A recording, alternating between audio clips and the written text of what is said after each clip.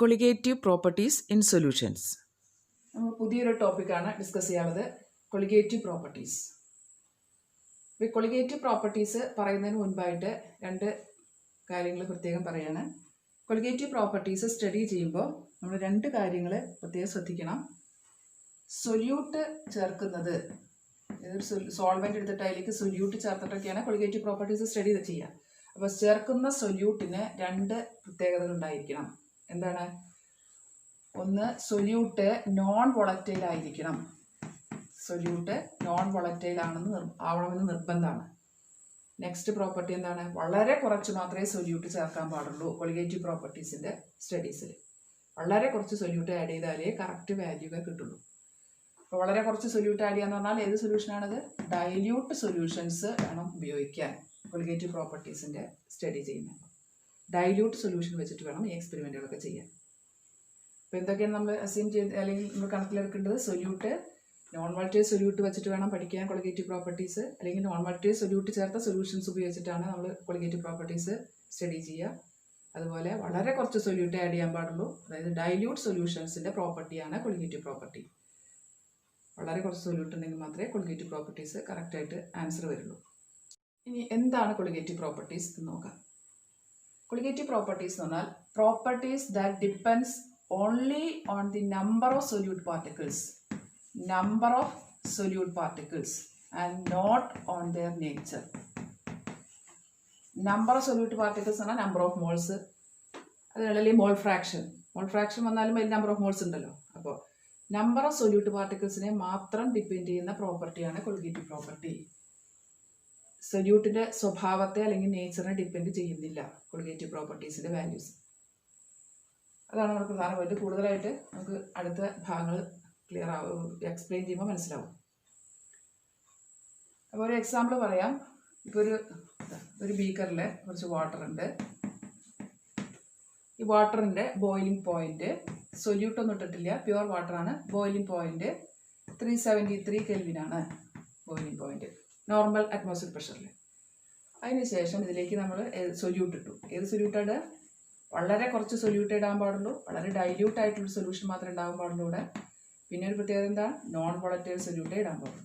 ഒരു non volatile solute, ഒരു example എന്താ? NaCl, sodium chloride is a non volatile solute. Sodium chloride വെള്ളത്തിലേക്ക് ഇട്ടു. എന്നിട്ട് ബോയിലിംഗ് പോയിന്റ് നോക്കിയാൽ എങ്ങനെയായിരിക്കും? ബോയിലിംഗ് പോയിന്റ് ഇൻക്രീസ് ഉണ്ടായിട്ടുണ്ടാവും. ബോയിലിംഗ് പോയിന്റ് ഇൻക്രീസ് ചെയ്യും. ഒരു നോൺ വോളറ്റൈൽ സൊല്യൂട്ട് ഒരു സോൾവെന്റിലേക്ക് വന്നാൽ ബോയിലിംഗ് പോയിന്റ് ഇൻക്രീസ് സംഭവിക്കും. ഇപ്പോൾ 373.25 കെൽവിൻ, അങ്ങനെ ഏതെങ്കിലും കുറച്ച് ഇൻക്രീസ് ഉണ്ടാവും. ആ ഇൻക്രീസ് എന്തിനെ ആശ്രയിച്ചിട്ടാണ് വരിക? ഈ NaClൻ്റെ നമ്പർ ഓഫ് പാർട്ടിക്കിൾസ്, അതായത് സൊല്യൂട്ടിൻ്റെ നമ്പർ ഓഫ് മോൾസിനെ അല്ലെങ്കിൽ നമ്പർ ഓഫ് സൊല്യൂട്ട് പാർട്ടിക്കിൾസിനെ ഡിപ്പെൻഡ് ചെയ്യുന്ന അനുസരിച്ചിട്ട് ഇത് മാറിക്കൊണ്ടിരിക്കും. കൂടുതൽ സൊല്യൂട്ട് മോളിക്യൂൾസ് ഉണ്ടെങ്കിൽ കൂടുതൽ ഡിപ്രഷൻ, അതായത് കൂടുതൽ ഇൻക്രീസ് ഉണ്ടാവും. എന്തിന്? Boiling point. കുറച്ച് സൊല്യൂട്ട് പാർട്ടിക്കിൾസ് ഉണ്ടെങ്കിൽ കുറച്ച് ഇൻക്രീസ് ഉണ്ടാവുള്ളൂ ബോയിലിംഗ് പോയിന്റ്. അപ്പോൾ നമുക്ക് എന്ത് പറയാം? Boiling point is increase in boiling point when we add a non volatile solute to a solvent is a colligative property. Clear ആയില്ല? അപ്പോൾ കൊളിഗേറ്റീവ് പ്രോപ്പർട്ടി എന്ന് പറഞ്ഞാൽ ഈ പ്രോപ്പർട്ടി, അതായത് നമ്മളിപ്പോൾ പറഞ്ഞത് ഇൻക്രീസ് ഇൻ ബോയിലിംഗ് പോയിന്റ് എന്നുള്ളത് ഡെൽറ്റ TB എന്നൊക്കെ വേണമെങ്കിൽ നമുക്ക് പറയാം. Increase delta in boiling point, boiling temperature, അതായത് ഡെൽറ്റ TB. ഇതൊരു കൊളിഗേറ്റീവ് പ്രോപ്പർട്ടിയാണ്. എങ്ങനെയാണത്? എന്താണ് അർത്ഥം? ഈ നോൺ വോളറ്റൈൽ സൊല്യൂട്ട് എടുപ്പോൾ ബോയിലിംഗ് പോയിന്റിൽ വന്ന ഇൻക്രീസ്, അതാണ് ഡെൽറ്റ TB, എന്തനുസരിച്ച് മാറുന്നുണ്ട്? ഈ സൊല്യൂട്ടിൻ്റെ നമ്പർ ഓഫ് പാർട്ടിക്കിൾസ് അനുസരിച്ച് മാറിക്കൊണ്ടിരിക്കുന്നുണ്ട്. ഇനിയിപ്പോൾ ഈ സോഡിയം ക്ലോറിൻ്റെ പകരം ഗ്ലൂക്കോസ് ഇട്ടാൽ ഇതേ നമ്പർ ഓഫ് മോൾസ് ആണ് ഇതിൽ. ഗ്ലൂക്കോസ്, സോഡിയം ക്ലോറൈഡ് 2 മോളാണ് ഇട്ടത് എങ്കിൽ ഗ്ലൂക്കോസും 2 മോൾ ഇടുകയാണെങ്കിൽ ഒരേ ഡെൽറ്റ TB ആണ് കിട്ടുക. ഈ 2 മോൾ വ്യത്യാസപ്പെടുത്തുമ്പോൾ മാത്രമേ, അതായത് സൊല്യൂട്ടിൻ്റെ സ്വഭാവത്തെ, സൊല്യൂട്ട് മാറി മാറി വന്നിട്ട് കാര്യമില്ല, ഒരേ വാല്യൂ കിട്ടും ഡെൽറ്റ TBക്ക്. എമൗണ്ടിനെ ആണ് ഡിപ്പെൻഡ് ചെയ്യുന്നത്, അല്ലെങ്കിൽ നമ്പർ ഓഫ് പാർട്ടിക്കിൾസിനെയാണ് ഡിപ്പെൻഡ് ചെയ്യുന്നത് ഡെൽറ്റ TB. അതാണ് കൊളിഗേറ്റീവ് പ്രോപ്പർട്ടിക്ക് ഒരു എക്സാമ്പിൾ. ഇനി എന്താണ് ഈ കൊളിഗേറ്റീവ് പ്രോപ്പർട്ടീസിൻ്റെ ഉപയോഗം അല്ലെങ്കിൽ അപ്ലിക്കേഷൻ? നമ്മൾ പറഞ്ഞിരുന്നു, നോൺ വോളറ്റൈൽ സൊല്യൂട്ട് വളരെ കുറച്ച് ആഡ് ചെയ്ത് ഡൈല്യൂട്ട് സൊല്യൂഷൻസ് ഉണ്ടാക്കുകയാണ് വേണ്ടത് കൊളിഗേറ്റീവ് പ്രോപ്പർട്ടീസ് സ്റ്റഡി ചെയ്യാനായിട്ട്. അപ്പോൾ എന്തിനാണ് കൊളിഗേറ്റീവ് പ്രോപ്പർട്ടി സ്റ്റഡി ചെയ്യുന്നത് അല്ലെങ്കിൽ എക്സ്പെരിമെൻറ്റ്സ് ചെയ്യുന്നത്? നമ്മൾ ചേർത്ത ഈ നോൺ വോളറ്റൈൽ സൊല്യൂട്ടിൻ്റെ molar mass of solute, molar mass MB എന്നൊക്കെ പറയാം അല്ലേ, molar mass of solute, B അല്ലേ സൊല്യൂട്ട്. അപ്പം മോളാർ മാസ് ഓഫ് സൊല്യൂട്ട് കാണുക എന്നുള്ളതാണ് കൊളിഗേറ്റീവ് പ്രോപ്പർട്ടീസിൻ്റെ ഉദ്ദേശം. എല്ലാ എക്സ്പെരിമെൻറ്റും കൊളിഗേറ്റീവ് പ്രോപ്പർട്ടീസ് വെച്ചുള്ള എല്ലാ എക്സ്പെരിമെൻറ്റിൻ്റെയും മെയിൻ ലക്ഷ്യം എന്താണ്, മെയിൻ ഉദ്ദേശം എന്താണ്, നമ്മൾ ഇട്ട് കൊടുക്കുന്ന സൊല്യൂട്ട്, അതായത് നോൺ വോൾട്ടേജ് സൊല്യൂട്ടിൻ്റെ മോളാർ മാസ് കണ്ടുപിടിക്കുക. അതാണ് കൊളിഗേറ്റീവ് പ്രോപ്പർട്ടിയുടെ മെയിൻ ആയിട്ടുള്ള ആപ്ലിക്കേഷൻ. അപ്പോൾ ഇനി എന്തൊക്കെയാണ് നമ്മൾ പ്രധാനമായിട്ടും പഠിക്കുന്ന കൊളിഗേറ്റീവ് പ്രോപ്പർട്ടീസ്? 4 കൊളിഗേറ്റീവ് പ്രോപ്പർട്ടീസാണ് നമുക്ക് പഠിക്കാനുള്ളത്. അതിൽ ഒന്ന് നമ്മൾ പറഞ്ഞിരുന്നു അല്ലേ, നോൺ വോൾട്ടേജ് സൊല്യൂട്ട് ആഡ് ചെയ്ത് കഴിയുമ്പോൾ ബോയിലിംഗ് പോയിന്റ് കൂടും എന്ന് പറഞ്ഞിരുന്നു. അപ്പോൾ ഈ ബോയിലിംഗ് പോയിന്റ് കൂടുന്നതിന് എലിവേഷൻ എന്നാണ് പറയുക, ഇൻക്രീസ് എന്നാണ് അതിൻ്റെ അർത്ഥം.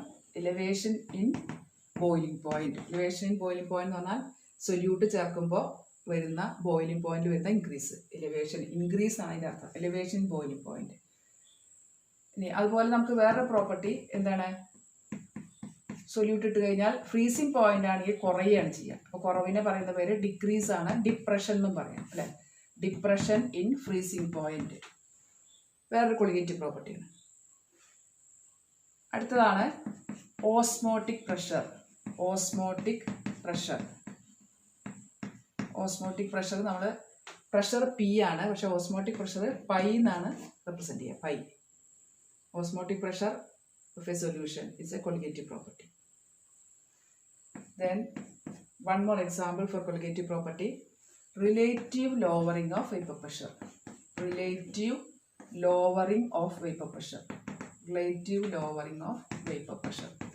It is also a colligative property. അപ്പോൾ 4 colligative properties ആണ് നമുക്ക് പഠിക്കാനുള്ളത്. ഓരോ colligative property എടുത്തിട്ട് എന്ത് പഠിക്കും? ഫസ്റ്റ് എന്തുകൊണ്ടാണ് അത് കൊളിഗേറ്റീവ് പ്രോപ്പർട്ടി ആയി എന്നുള്ളതാണ് എക്സ്പ്ലെയിൻ ചെയ്യുക. അതായത് number of moles of solute അല്ലെങ്കിൽ നമ്പർ ഓഫ് സൊല്യൂട്ട് പാർട്ടിക്കിൾസിനെ ഡിപ്പെൻഡ് ചെയ്യുന്നുണ്ട് എന്നുള്ളത് ക്ലിയർ ആക്കാം. അതിനുശേഷം എന്ത് പറയും, അതിന് മെയിൻ ആപ്ലിക്കേഷൻ ഉണ്ടല്ലോ, molar mass of solute calculate ചെയ്യുക എന്നുള്ളത്. അപ്പോൾ മോളാർ മാസ് എങ്ങനെ കണ്ടുപിടിക്കും, അപ്പോൾ ഓരോ കൊളിഗേറ്റീവ് പ്രോപ്പർട്ടിയും എന്തുകൊണ്ടാണ് കൊളിഗേറ്റീവ് പ്രോപ്പർട്ടി ആയത് എന്നുള്ളത് പറയണം. അതിനുശേഷം ഓരോന്ന് വെച്ചിട്ടും മോളാർ മാസ് കാണുന്ന ഇക്വേഷൻസ് ഉണ്ടാക്കണം. ഇതാണ് നമ്മൾ ഇനി പഠിക്കാൻ പോകുന്നത്. അപ്പോൾ അതിൽ first relative lowering of vapour pressure എന്നുള്ള കൊളിഗേറ്റീവ് പ്രോപ്പർട്ടി നമുക്ക് എടുത്ത് ഈ 2 കാര്യങ്ങൾ എക്സ്പ്ലെയിൻ ചെയ്യാം. Relative lowering of vapour pressure എന്നുള്ള കൊളിഗേറ്റീവ് പ്രോപ്പർട്ടി പഠിക്കാനായിട്ട് നമ്മൾ ഒരു എക്സാമ്പിൾ പറയണം ആദ്യം. ഒരു ബീക്കർ, അതിൽ സോൾവെൻറ്റ് A, അത് വാട്ടറാണ് സോൾവെൻറ്റ് എന്ന് വിചാരിക്കുക. സോൾവെൻറ്റ് A എടുത്തിട്ടുണ്ട്. അപ്പോൾ നമുക്ക് ഇതിൻ്റെ മുകളിൽ വേപ്പർ പ്രഷർ ഉണ്ടാവും, ഇക്വിലിബ്രിയം എത്തിക്കഴിഞ്ഞാൽ വേപ്പർ പ്രഷർ ഉണ്ടാവും.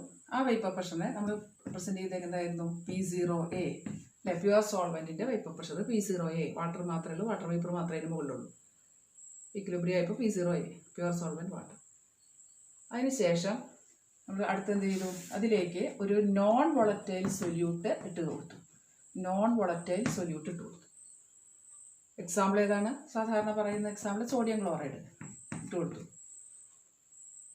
അപ്പോൾ എന്ത് സംഭവിക്കും, നമുക്കറിയാം ഈ നോൺ വോളറ്റൈൽ സൊല്യൂട്ട് പാർട്ടിക്കിൾസ് ഇവിടെ ഈ സർഫസിൽ വാട്ടർ മോളിക്യൂൾസിനെ വേപ്പറൈസ് ചെയ്യുന്നതിന് തടസ്സം നിൽക്കും.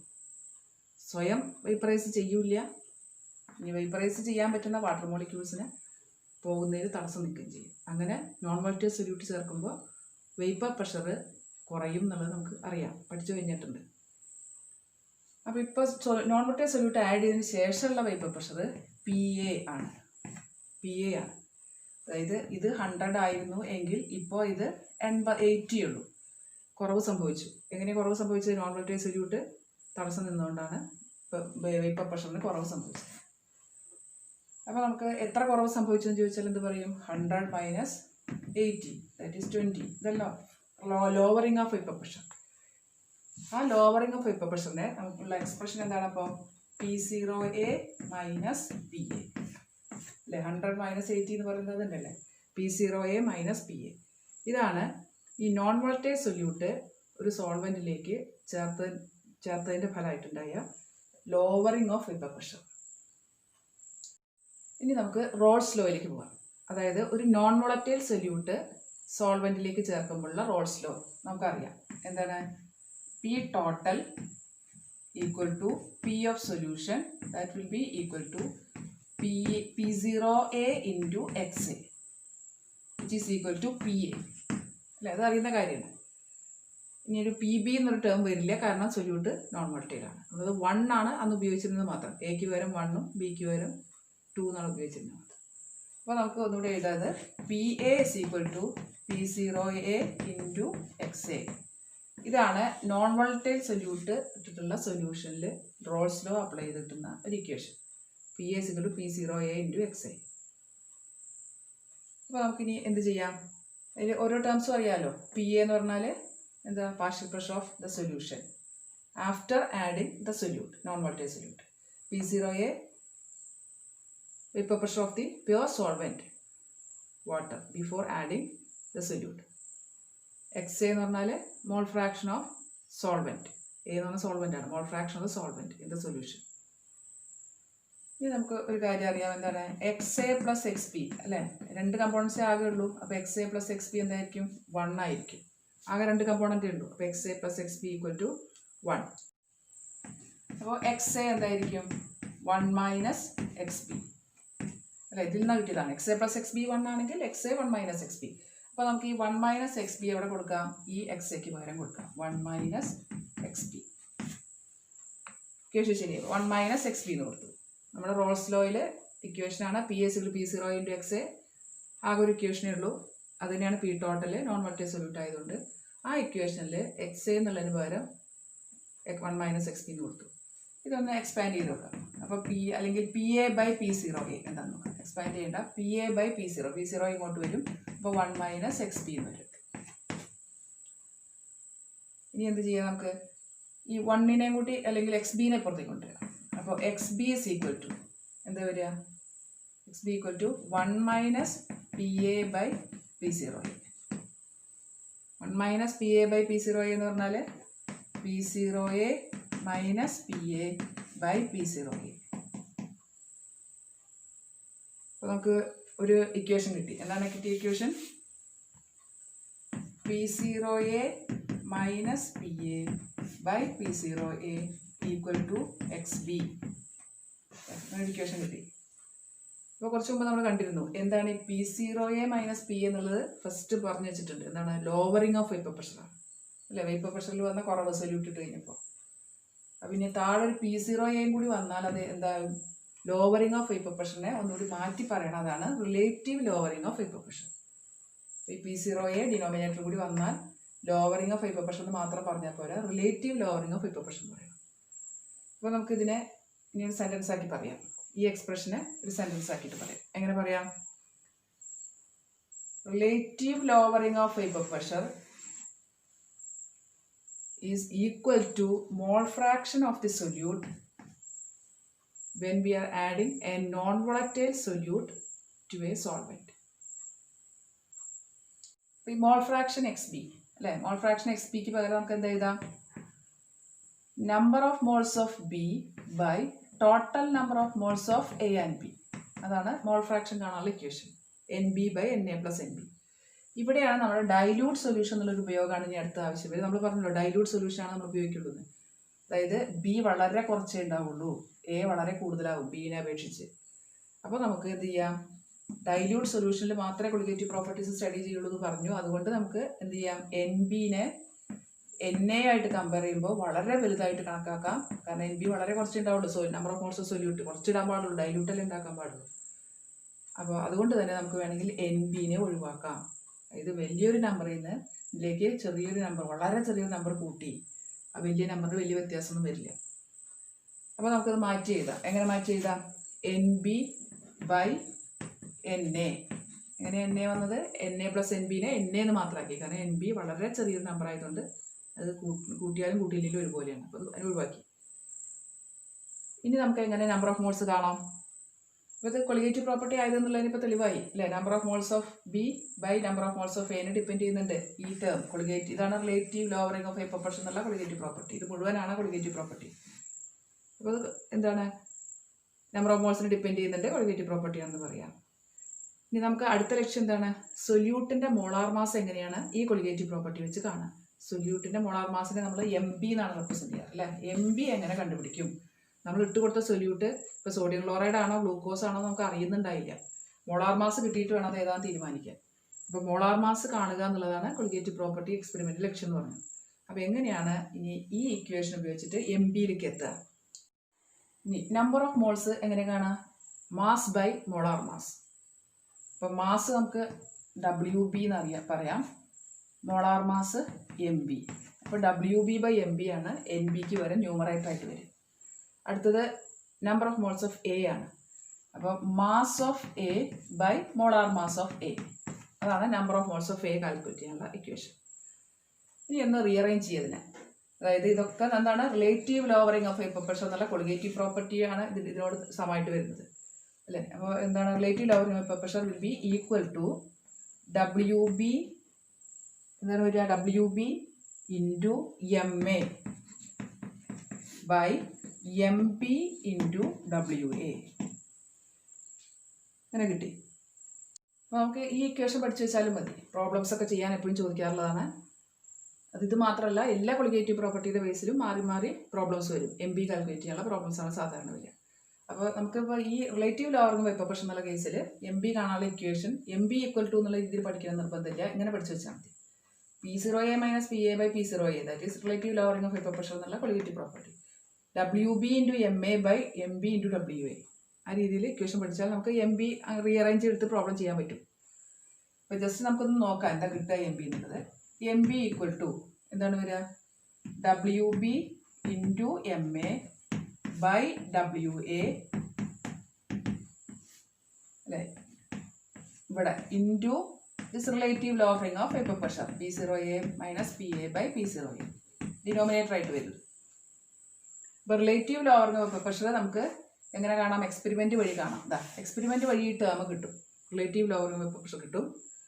പിന്നെ ഇതോ മാസ് ഓഫ് സൊല്യൂട്ട്, അത് എത്ര നമ്മളാണ് ഇട്ട് കൊടുക്കുന്നത്, അപ്പോൾ അറിയാം മാസ് ഓഫ് സൊല്യൂട്ട് എത്രയാണുള്ളത്. ഇനി മോളാർ മാസ് ഓഫ് സോൾവെൻറ്റ് വാട്ടറൊക്കെ ആയിരിക്കും സാധനം എടുക്കുക. അപ്പോൾ മോളാർ മാസ് അറിയാലോ, 18 ഗ്രാമാണ്. ഇനി മാസ് ഓഫ്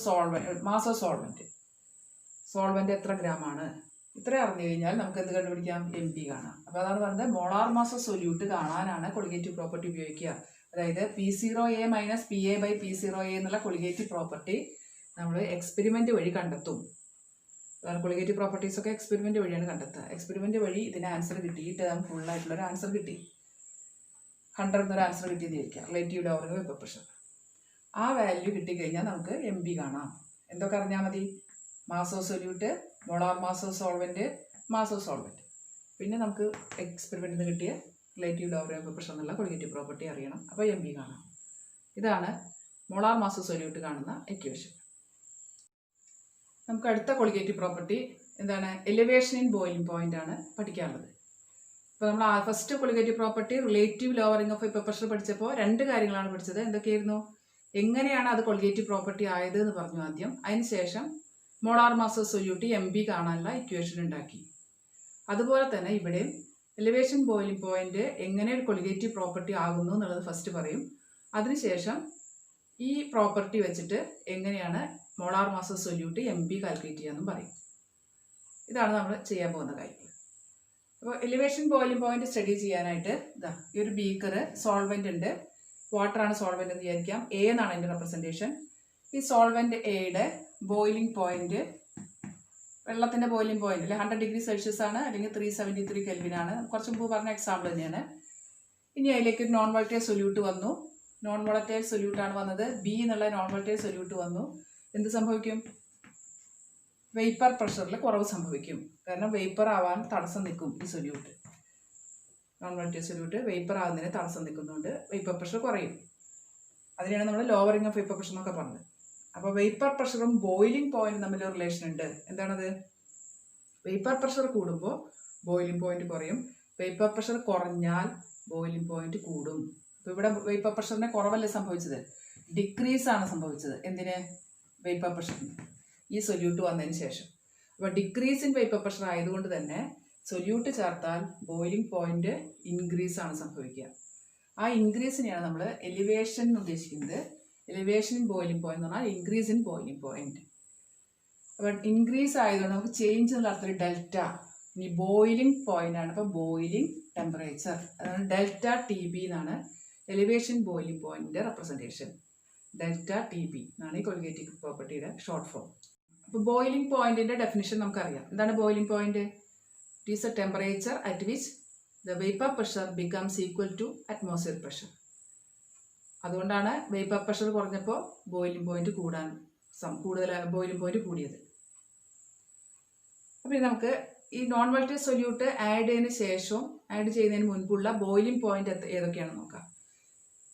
നമ്മുടെ പ്യുവർ സോൾവെന്റ് വാട്ടർ മാത്രമുള്ളപ്പോൾ, അതായത് നോൺ വോളറ്റൈൽ സൊല്യൂട്ട് ആഡ് ചെയ്യുന്നതിന് മുൻപ് പ്യുവർ സോൾവെന്റിന്റെ ബോയിലിംഗ് പോയിന്റിനെ നമ്മൾ ഒരു പ്യുവർ സോൾവെന്റ് ആകുമ്പോൾ T0 ചേർക്കാറുണ്ട് അല്ലേ, P0A എന്നൊക്കെ പറഞ്ഞ പോലെ T0B ബോയിലിംഗ് പോയിന്റ് ആയതുകൊണ്ട് B. ഇപ്പോൾ T0B ഇതാണ് പ്യുവർ സോൾവെന്റ് വാട്ടറിന്റെ ബോയിലിംഗ് പോയിന്റ്. അതായത് ഇതിനെയാണ് നമ്മൾ 373 കെൽവിനൊക്കെ ഒരു എക്സാമ്പിൾ ആയിട്ട് പറഞ്ഞത്. ഇനി ഇതിലേക്ക് നോൺ വോളറ്റൈൽ സൊല്യൂട്ട് കുറച്ച് ചേർത്തു. വളരെ കുറച്ച് ചേർക്കാൻ പാടുള്ളൂ. വീണ്ടും പറയാണ്, ഡൈല്യൂട്ട് സൊല്യൂഷനെ ഉണ്ടാക്കാൻ പാടുള്ളൂ, എങ്കിലേ കറക്റ്റ് വാല്യൂസ് ശരിയാവുള്ളൂ, നമ്മുടെ എക്സ്പെരിമെന്റ് ശരിയാവുള്ളൂ.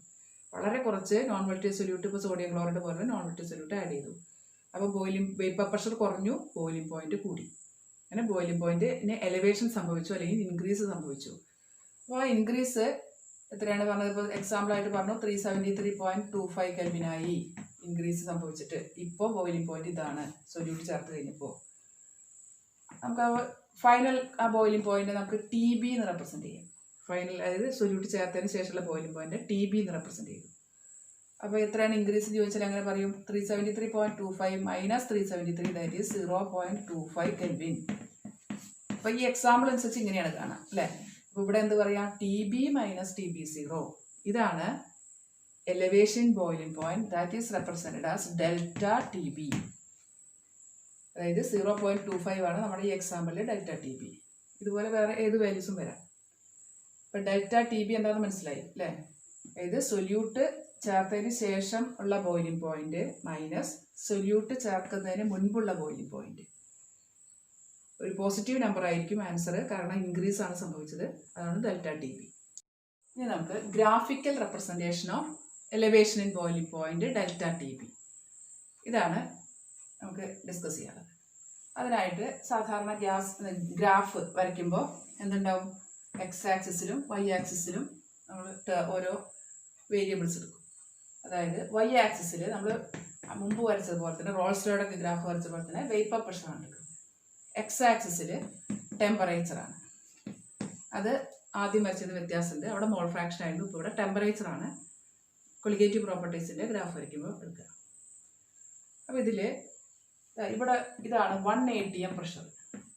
ഇത് പ്രഷറിൻ്റെ ആക്സിസ് ആണല്ലോ അത്. അപ്പോൾ 1 atm പ്രഷർ ഇവിടെയാണ്. ആ 1 atm പ്രഷർ നമുക്ക് ഇങ്ങനെ ഒന്ന് നീട്ടി വരച്ച് കാണിച്ചു. ഇനി നമ്മൾ ആദ്യം വരയ്ക്കുന്നത് എന്താണ്, സോൾവെന്റ്. അതായത് നോൺ വോളറ്റൈൽ സൊല്യൂട്ട് ഇടുന്നതിന് മുമ്പ് സോൾവെന്റ് മാത്രമുള്ള വേപ്പർ പ്രഷർ കർവ്. ടെമ്പറേച്ചറും വേപ്പർ പ്രഷറും തമ്മിലുള്ള റിലേഷൻ കാണിക്കുന്ന കർവ്. ടെമ്പറേച്ചർ കൂടുമ്പോൾ വേപ്പർ പ്രഷർ കൂടും. ആ ഗ്രാഫ് നമുക്ക് ഇങ്ങനെ കിട്ടി. ഇത് സോൾവെന്റിന്റെ വേപ്പർ പ്രഷർ കർവാണ്. നമുക്ക് AB എന്ന് മാർക്ക് ചെയ്യാം. AB എന്ന് മാർക്ക് ചെയ്യും. അതായത് ടെമ്പറേച്ചർ കൂടുന്തോറും വേപ്പർ പ്രഷറും കൂടി. ഇനി ഈ ഒരു സമയത്ത് എന്ത് സംഭവിച്ചു, വേപ്പർ പ്രഷർ 1 atm ആയി മാറി. സോൾവെന്റിന്റെ വേപ്പർ പ്രഷർ 1 atm ആയി മാറി. എന്താണ് ആ ടെമ്പറേച്ചറിന്റെ പ്രത്യേകത? ഒരു സൊല്യൂഷന്റെ, ഒരു ലിക്വിഡിന്റെ ബോയിലിംഗ് പോയിന്റ് എത്തും അല്ലേ. 1 atm വേപ്പർ പ്രഷർ = 1 atm ആകുമ്പോൾ അതാണ് എക്സ്റ്റേണൽ പ്രഷർ. 1 atm എന്ന് പറഞ്ഞാൽ എക്സ്റ്റേണൽ പ്രഷറാണ്. എക്സ്റ്റേണൽ പ്രഷർ ആയി കഴിഞ്ഞാൽ ബോയിലിംഗ് പോയിന്റ് ആയി. അപ്പോൾ ഈ ടെമ്പറേച്ചർ എന്താണ്, boiling point of the solvent, pure solvent, that is TB0. അടുത്തത് സൊല്യൂഷന്റെ വേപ്പർ പ്രഷർ കർവ് വരയ്ക്കാം. അതായത് സൊല്യൂട്ട് ആഡ് ചെയ്തതിന് ശേഷമുള്ള വേപ്പർ പ്രഷർ കർവ്. അപ്പോൾ പ്രത്യേകം ശ്രദ്ധിക്കേണ്ട കാര്യം ഇതാണ്, എപ്പോഴും സോൾവെന്റിന്റെ താഴെ മാത്രമേ സൊല്യൂഷന്റെ കർവ് വരുള്ളൂ. അപ്പോൾ അത് ആ സൊല്യൂഷന്റെ കർവാണ് താഴെ വരയ്ക്കണം. അത് നമുക്ക് CD എന്ന് മാർക്ക് ചെയ്തു. അപ്പം പിന്നെ നമുക്ക് സൊല്യൂഷന്റെ ബോയിലിംഗ് പോയിന്റ് എവിടെയാണെന്ന് നോക്കാം. എന്താ സൊല്യൂഷന്റെ ബോയിലിംഗ് പോയിന്റ് എവിടെയായിരിക്കും?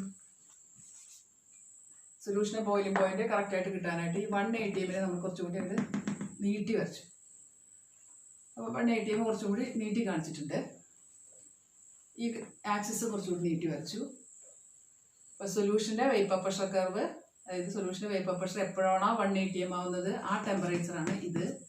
ഇതിനെ നമുക്ക് എന്ത് പറയാം, TB, അതായത് boiling point of the solution after adding the solute.